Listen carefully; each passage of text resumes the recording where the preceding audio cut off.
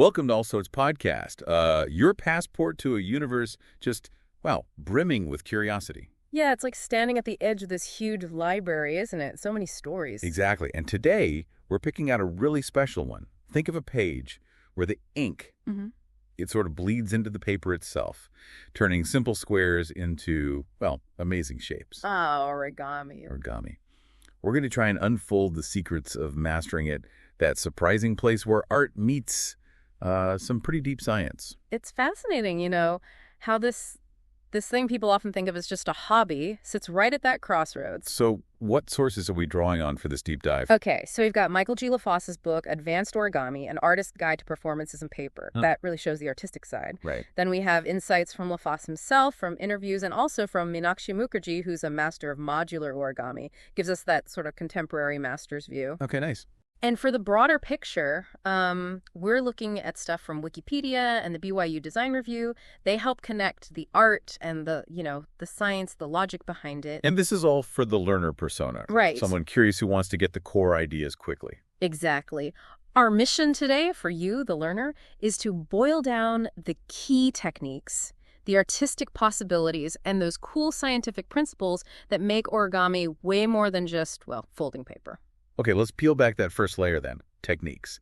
LaFosse's book says it's more than just folding in half, right?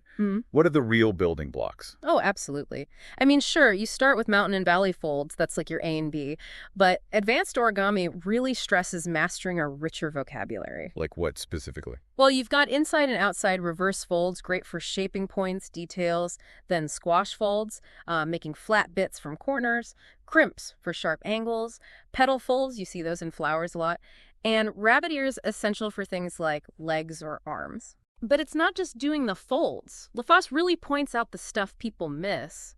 Getting super sharp creases, learning to read the diagrams, dashed lines for valley, solid for mountain, and even how to hold and fold the paper in the air. Folding in the air. Why is that important? It becomes really vital when you're working on bigger, more complex models. You need to support the paper differently. It sounds, almost like sculpting, like you said. So that's the foundation, what takes it to the advanced level. Right. This is where it gets interesting. Curved folds, for one. Instead of sharp, straight lines, you get softer, more organic shapes. LaFosse says it takes real skill, real artistry. I can imagine. Less geometric. Exactly. And then there's wet folding. Both Wikipedia and LaFosse mention Akira Yoshizawa really pushed this technique forward. Wet folding. So damp paper? Yeah, lightly dampening it makes the fibers more pliable so you can get smoother curves, almost a sculpted look. It gives it a 3D quality. Does it work with any paper? Usually better with thicker paper. Stops it from tearing. It's quite different from folding thin stuff, more like shaping something solid. It really does sound like bridging folding and sculpting. Yeah. And you mentioned paper prep, too. Starch paste, methyl cellulose. What's that about? Right. These are ways to basically change the paper's properties, tailor it for the model. Starch paste and methyl cellulose are used to stiffen it up, give it more body. So it holds the shape better? Precisely. Especially for really intricate designs or things that need structure. And back-coating tissue paper onto foil, that's another one. Foil. Why foil? Well, it adds serious structural support, makes it really hold a crease, but it also gives you cool visual effects. Contrasting textures, metallic hints, that kind of thing. Strength and looks. So the paper isn't just passive. It's like an active ingredient. Totally, which leads us right into the whole about paper section in LaFosse's book. It's super detailed for a reason. Why is paper choice so critical for advanced stuff? Because everything depends on it. The book talks about key things like grain direction, like wood grain. Yeah. Folding against the grain weakens the paper, makes it likely to tear, especially with lots of folds. So you need to know the grain. Then there's paper strength. What kind of fibers are in it? Long fibers like kozo are stronger than short ones. The thickness, the color, it all impacts the final model. Wow. It's like material science for origami. What specific paper types does he talk about? He covers a few. Bond paper, like printer paper, okay, for basic stuff maybe. Yeah. Craft paper is tougher, has a nice feel. Kami is the common, colorful stuff you see everywhere. Right, the standard packs. Yeah. Then washi, traditional Japanese paper, often long-fibered, really prized for strength and looks. And duo paper, different colors on each side, lets you do amazing things with color changes in the model. So many choices. And he even talks about customizing papers, cutting them, painting them with acrylics, using methyl cellulose gels or that tissue foil thing we mentioned, making your own perfect material. Incredible dedication. It makes sense that there are real masters in this field. Akira Yoshizawa's name keeps popping up. Wikipedia calls him the Grand Master. What made him so important? Yoshizawa basically elevated origami, turned it from just a craft into a living art form. This was back in the mid-20th century. Wikipedia says he might have made over 50,000 models, though only a fraction were actually diagrammed. 50,000? That's staggering. It is. And LaFosse, in his interview, talks about how Yoshizawa was a huge early inspiration for him, but maybe Yoshizawa's biggest contribution, the real game changer. Yes. He helped standardize the way origami is written down. The Yoshizawa Ranlet system, those symbols and arrows and diagrams, that became the standard. Ah, the universal language you mentioned earlier. Exactly. That standardization unlocked everything. It allowed people worldwide to share complex designs, learn from each other, and really push the art forward quickly. So he gave the world the forms and the language to understand them. And that quote about the process, when your hands are busy, your heart is serene.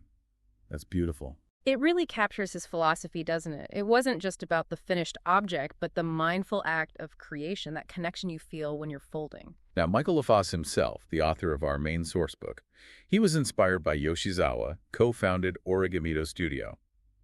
He seems pretty central now. Oh, absolutely. He and Richard Alexander, through Origami Studio, have done so much to promote origami as, a serious art form, even a profession. Mm-hmm. It's a hub for teaching, design, innovation. And his background's in biology. Yeah, biology and natural history. He says in his interview that nature is a huge inspiration for his designs, which makes sense. He calls origami a Da Vinci activity. A Da Vinci activity. Yeah, because it blends art and engineering. You take this simple sheet of paper and transform it into something complex. It's both creative and structural. His big squirrel sculpture, Seed Sower, is a great example of origami ideas inspiring other art forms too. Fascinating blend. And then there's Meenakshi Mukherjee, known for modular origami, but exploring single sheets too. Right. Mukherjee's work shows another side of origami. She's famous for these amazing, colorful geometric shapes made from multiple identical units, modular origami. Okay. But her interview mentions she's also getting into single sheet designs now, geometric ones, abstract ones, playing with color changes. And she has an engineering background. Yes, and she says it really helps her, especially with the problem-solving aspect of designing and, crucially, diagramming the steps, which can get super complicated. That makes sense. And her advice is great. Don't just follow instructions rigidly. When you're folding, always think, what else could this become? Look for other possibilities. It really speaks to the creativity involved. It really does seem like the line between art and science is, well, fuzzy here. That BYU Design Review article gets right into that, doesn't it? How origami evolves scientifically. Yeah, it points out that while origami's ancient, it's really only in the last century or so that it became scientifically informed. People started developing mathematical rules and theorems about folding. Like Mikawa's theorem. Exactly. Mikawa's theorem, it describes the relationship between mountain and valley folds meeting at a single point. The number of mountain folds always differs from the number of valley folds by exactly 2. It shows this hidden mathematical order. Wow. And these strict rules of traditional origami, one square, no cuts, no glue, they actually drive innovation. Paradoxically, yes. Those constraints force creativity, both artistically and scientifically. The article mentions Satoshi Kamiya's Ryujin Dragon version 3.5, I think. It's unbelievably complex, all from one square, no cuts, shows what's possible within those limits. Amazing. And Robert Lane's idea of design as a bag of tricks. All right, Lang, another huge name, his work is cited in the BYU piece too, sees it less as fixed rules and more as this growing collection of techniques and strategies that people develop through basically playing around and experimenting. And he talks about hard versus soft folds. Yeah, the artistic nuance. A sharp fold versus a gentle curve completely changes the character. Like an elephant needs soft folds to look right, rounded. It's not just geometry, it's about bringing the paper to life. But it's not just art and math. The BYU article talks about real-world tech, like satellite solar arrays. Oh yeah, that's mind-blowing stuff. Using origami principles to design structures that can be folded up incredibly small for launch, then deployed to huge sizes in space. BYU worked with NASA and Robert Lang on that. Why is that useful? Think about launch costs. Being able to pack something large into a tiny volume saves a ton of money and space on a rocket. It shows the serious engineering value hidden in folding. So this ancient art is finding uses in space tech. And potentially much more. The article suggests we might see origami techniques in biomedical devices, aeronautics, all sorts of engineering fields. It's solving modern problems. Okay, so if someone listening is now totally hooked and wants to move beyond, the basic crane, that Reddit discussion had some tips for intermediate folders. Yeah, there were some good recommendations. Jun Mikawa's Genuine Origami got mentioned, focuses on diagrams, terms, design philosophy. John Montroll's books are often recommended too. Maybe Origami for the Connoisseur if you're feeling ambitious. And LaFosse's own books. The consensus seemed to be, and LaFosse hints at this too, that his advanced stuff is maybe better tackled after you've got a solid intermediate grounding. It's pretty challenging. Makes sense. And that Reddit thread also talked about what makes an origami master. It wasn't just one thing, was it? No, it was really varied. People mentioned things like being able to fold super complex models consistently well, designing original groundbreaking pieces, publishing work, being a good teacher. Peer recognition, too. Definitely. Yeah. Earning respect within the community. And also this idea that mastery isn't just following diagrams, but being able to alter designs, add realism, maybe using wet folding, and really understanding the paper itself as a material, like using double tissue paper for specific effects. It's multifaceted. So from a simple fold to satellites, origami is just this incredible mix: techniques, materials, art, science. It really comes together. It does, and the journey seems to be about constant learning, practice, but also that spirit of experimentation, like the masters Yoshizawa, LaFosse, Mukherjee exemplify. It's clear the art is still evolving, finding new ways to be relevant. Absolutely. It's ancient, but incredibly dynamic. Inspiring creativity, solving problems. It's quite something. So a final thought for you, our listener. Now that you've seen the depth in origami, where in your own life could a simple act of folding, maybe bringing ideas or resources together in a new way, lead to something unexpectedly creative or solve a tricky challenge? Yeah. And if this deep dive into origami's folded world has sparked something for you, just imagine what else is waiting in the All Sorts podcast archives. We really hope your curiosity takes flight like a perfectly folded crane. Please do lend us your support. It makes a huge difference.